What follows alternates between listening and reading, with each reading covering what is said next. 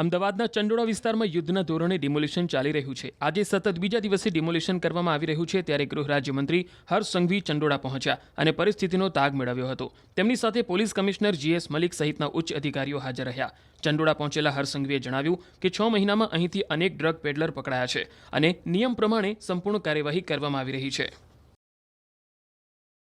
અમદાવાદના ચંડોળા તળાવમાં તંત્ર દ્વારા ઓપરેશન ક્લીન જે હાથ ધરવામાં આવ્યું છે અને હાલ આપ જે જોઈ શકો છો કે ગૃહ રાજ્યમંત્રી હર્ષ સંઘવી જે છે તે અત્યારે ચંડોળા તળાવ ખાતે પહોંચ્યા છે અને જે પ્રકારની 2 દિવસથી જે ડિમોલિશનની જે કામગીરી ચાલી રહી છે અને પોલીસના ઉચ્ચ અધિકારીઓ જે છે, અમદાવાદ પોલીસ કમિશનર પણ સાથે છે, JCP શરદ સિંઘલ પણ અહીંયા છે અને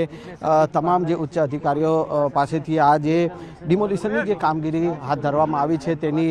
નિરીક્ષણ કરી રહ્યા છે અને સાથે સાથે વિગતો મેળવી રહ્યા છે। જે પ્રકારે અહીંયા જે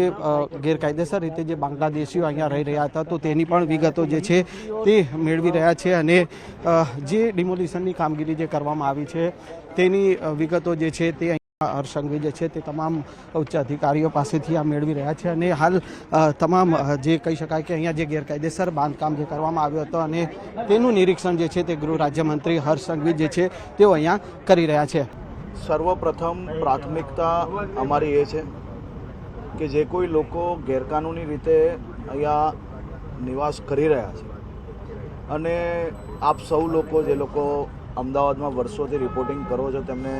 સૌને અંદાજો હશે, છેલ્લા 6 મહિનામાં આપણે અહીંયાથી અનેક ડ્રગ્સ કાર્ટલ, દેહ વેપારના, અનેક નાની નાની મુસ્લિમ દીકરીઓને શિકાર બનાવનાર લોકો જેનો ખૂબ મોટો કબજો હતો,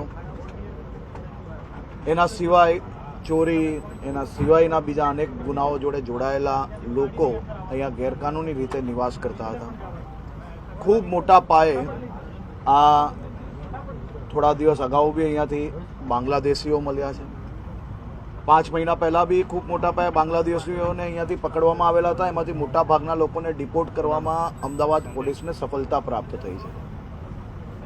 હું માત્ર ને માત્ર એટલું જ કહીશ કે ભૂપેન્દ્રભાઈ પટેલની સરકાર એ સંપૂર્ણપણે ન્યાયિક રીતે અને નિયમો પ્રમાણે સંપૂર્ણ કાર્યવાહી કરતી આવી છે અને આવનારા દિવસોમાં બી કોઈ બી જગ્યા પર સંપૂર્ણ નિયમ આધારિત જ કાર્યવાહી કરવામાં આવશે। વર્ષોથી અનેક કારણોસર, અનેક સ્ટેના કારણે